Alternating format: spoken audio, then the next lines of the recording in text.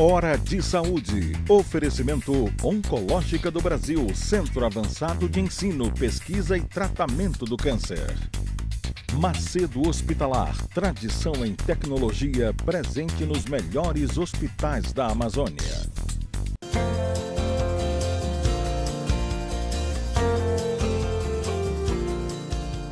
Eu estava te perguntando sobre febre amarela com uma virose. Tem alguma coisa a ver também com plaqueta? Pode diminuir? Pode. As viroses, de um modo geral, elas podem alterar a plaqueta. Certo. E plaqueta baixa, risco de sangramento? Tem risco de sangramento, certo. Né? Não é um risco muito alto, dependendo da contagem de plaqueta, mas existe, sempre existe, né? Certo. Anemia. Como é que eu digo que uma pessoa tem anemia? Eu uso a hemoglobina para dizer. Por exemplo, quando eu era aluno, a gente falava assim, tá com anemia, tá com a hemoglobina menor que 9, deve transfundir. Um dia desses eu estava vendo uma discussão de UTI, o médico disse, não, só é para transfundir se ficar menor que 8. Aí outro disse, não, mas eu li numa diretriz que é menor que 7. E uma vez conversando contigo, tu disseste, olha, é melhor não deixar cardíaco com menor que 10. Como é que a gente usa isso como referência? Esse número do hematócrito? Na verdade... coisa complicada, né? Na verdade, é assim, a anemia, a gente tem uma classificação. A gente classifica a anemia pela hemoglobina, sim. Certo.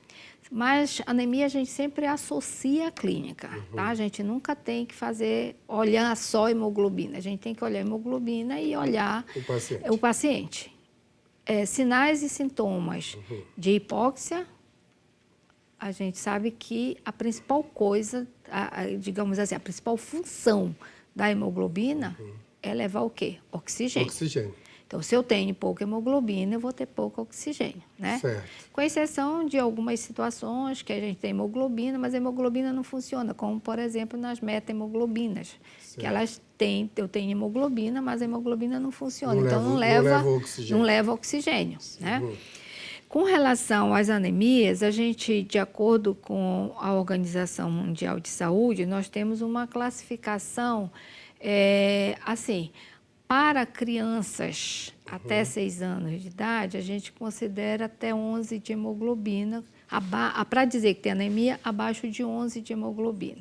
De 6 anos a 14 anos, abaixo de 12 de hemoglobina, 12 gramas decilitro de hemoglobina. Para mulheres adultas, abaixo de 12 gramas decilitros, a gente diz que tem anemia. Para as grávidas, abaixo de 11 gramas decilitros, a gente diz que tem anemia. Para os homens adultos, abaixo de 13 gramas decilitros, a gente diz que tem anemia. Tá? E a gente classifica as anemias em leve, moderada e grave. Quando nós temos hemoglobina acima de 10, nós dizemos que nós temos uma anemia leve. Entre 7 e 10, nós dizemos que temos uma anemia moderada.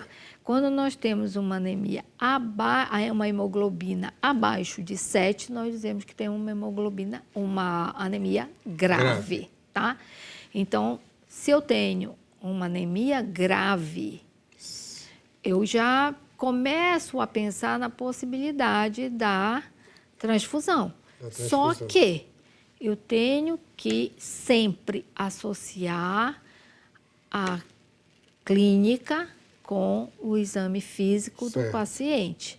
Ele pode estar... Eu já tive paciente com 5 de hemoglobina, leptofaceiro, pulando, saltitando, sem nada. Por quê? Uma anemia crônica, que o paciente não tinha nada, porque a anemia também ela tem os estágios de adaptação. Então, a anemia crônica, o paciente não está nem aí. Ele está muito bem, obrigado, com a hemoglobina, que ele vai se adaptando, o organismo dele vai se adaptando, entendeu?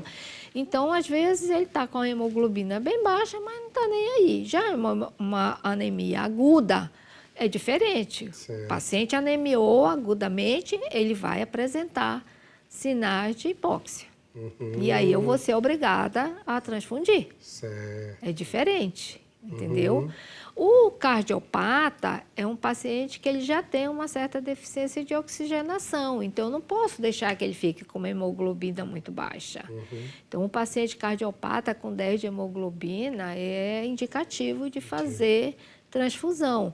Correto. Mas, mesmo assim, eu tenho que examinar, eu tenho que ver como é que ele está, se ele está clinicamente, como é que ele está se comportando. Vale a oxigenação do oxímetro? Associado. Associado. Vale. Associar sempre. Então, isso é muito importante. Isso. Eu acho que o oxímetro foi um salto de qualidade Também. na ciência fantástico. Isso. E, Ana Maria, a parte do câncer do sangue que o pessoal fala, são as leucemias. Leucemias. As leucemias. O sangue da gente é produzido na medula. As leucemias é uma doença da medula? De produção? É da produção. A leucemia, até hoje, ela não tem assim, uma etiologia, digamos assim, uma etiopatogenia bem definida, né? Certo. Nós sabemos que tem mutações gênicas, a gente sabe que tem translocações, a gente sabe que tem uma série de alterações genéticas que levam à leucemia. Inclusive, tem alguns estudos que mostram a presença de vírus muito semelhantes ao vírus do HTLV, ou do vírus do HIV. Né? A gente sabe que existe, por exemplo, paciente com HTLV que evolui para leucemia. Então, tem um vírus envolvido na história. Né? Então, a gente sabe que tem uma série de envolvimentos.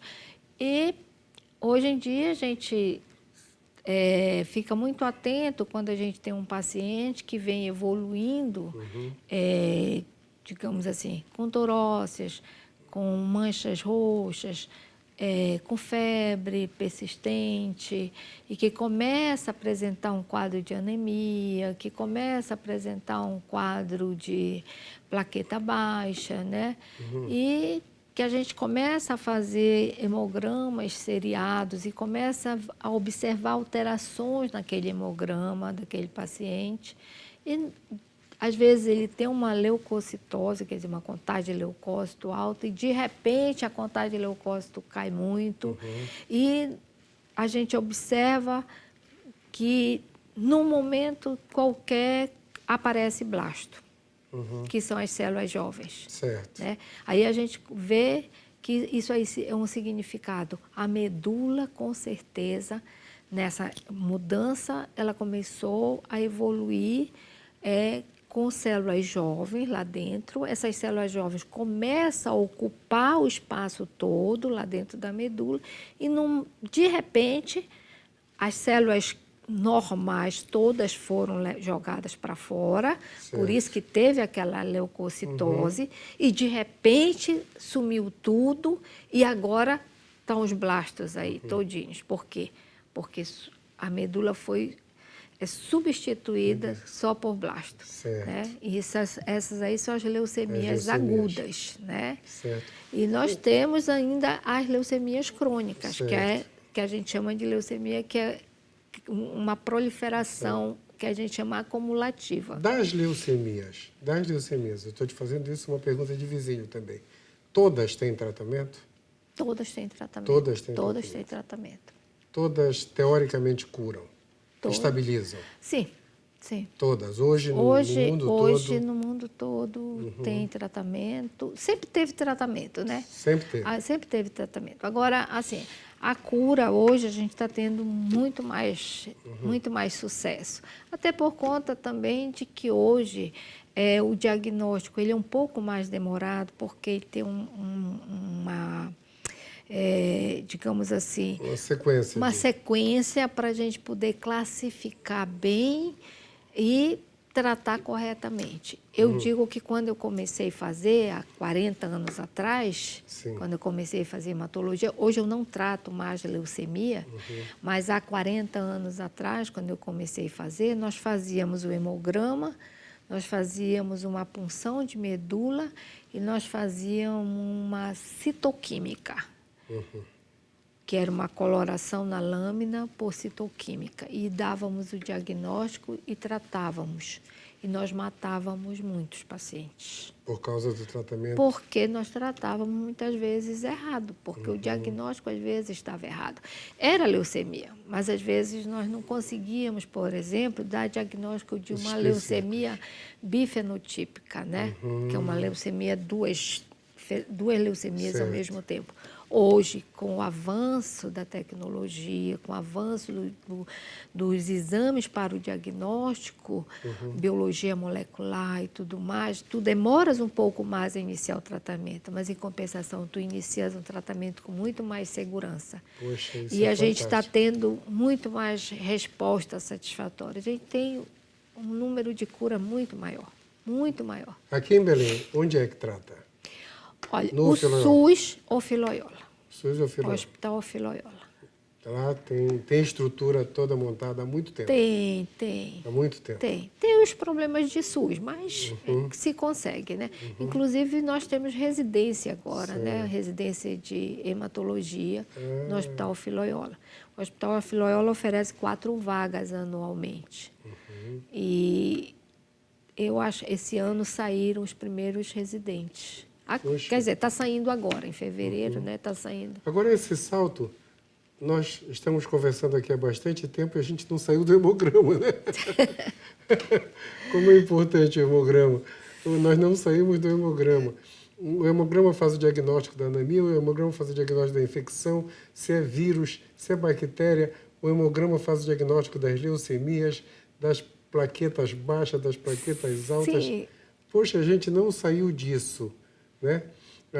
Hoje, a tecnologia do hemograma também mudou muito, né? Sim, Eu lembro do hemograma quando eu era plantonista na Escola Paulista, era a gente que fazia o Sim, hemograma. eu fiz Escola Paulista Pois e é. eu ia para lá Com fazer na aquele Câmara de aparelhinho. Nibal, Aquele aparelhinho. diluir, botar na Câmara de Nibal Pois é. e tudo. Hoje eu me dou o prazer de ter um aparelho que lê reticulócitos para mim, que eu lia reticulócito na lâmina, hoje eu ponho no aparelho, o aparelho lê o reticulócito para mim. Como é o nome daquele Inclusive, aparelhinho que a gente ia apertando o botão lá? é o leucotrômetro. O leucotron. Eu cheguei a usar isso aí, de plantão, no pronto-socorro. A gente chegava no laboratório e dizia, quer fazer o hemograma? Senta aqui, vai procurando as células e vai batendo vai aqui. batendo. Nós ainda usamos esse aparelho porque, como eu sempre falo, o olho humano jamais vai ser substituído. Eu ainda faço laboratório, né? Não. Eu adoro laboratório. Eu sou um médico que eu cultuo, na minha área, o exame físico bem feito, né? A história clínica e o exame físico. Eu falo para os meus alunos, se você sair do lugar... Eu sempre falo assim, que não tem luz, porque onde tem luz tem a tomografia, a ressonância, que não tem eletricidade, você vai ter que fazer o diagnóstico, se for meu aluno. Eu sempre falo para os alunos, quando você está no consultório, quando o paciente entra, se você olhar o paciente, quando ele entra no consultório, você observar ele desde a hora que ele abre a porta, você já está observando, você já está fazendo exame físico, porque você já está vendo a marcha dele, você já está vendo a cor de pele, para nós, inclusive. Certo. Voltando às anemias, você vai ver se tem icterícia, se não tem icterícia, já quando ele entra. Você já está vendo. Lógico. Eu sempre conto para ele um exemplo de uma paciente minha, uma paciente que eu tive no consultório, que eu dei diagnóstico de anemia falciforme. Quando ela entrou. Ela com 33 anos de idade, quando ela entrou com uma bengala. Uma bengala não, uma... Sombrinha? Não, aquele... Muleta. Muleta. Quando ela entrou com a muleta, quando ela sentou, que ela começou a contar a história dela, eu falei, eu vou te pedir 2 exames e pedir um hemograma e uma eletroforese de hemoglobina e vou te dar o diagnóstico. Quando ela voltou comigo, que eu falei para ela, você tem anemia falciforme, ela disse, doutora, eu acho que toda a minha família tem, e de fato. Puxa. Mas os médicos da nossa geração. Muito obrigado, super obrigado. Logo, logo a gente vai continuar essa conversa, porque a gente só ficou no hemograma e só ficou nas coisas bem elementares. Ainda tem coagulograma, ainda tem o coagulograma, ainda tem os usos de anticoagulantes. Ainda tem os os anticoagulantes modernos. né? Logo, logo, a Ana Maria vai voltar para a gente continuar essa discussão, essa conversa informal sobre tudo de doenças do sangue. Uma semana abençoada para todos. Hora de Saúde. Oferecimento Oncológica do Brasil, Centro Avançado de Ensino, Pesquisa e Tratamento do Câncer. Macedo Hospitalar, tradição em tecnologia presente nos melhores hospitais da Amazônia.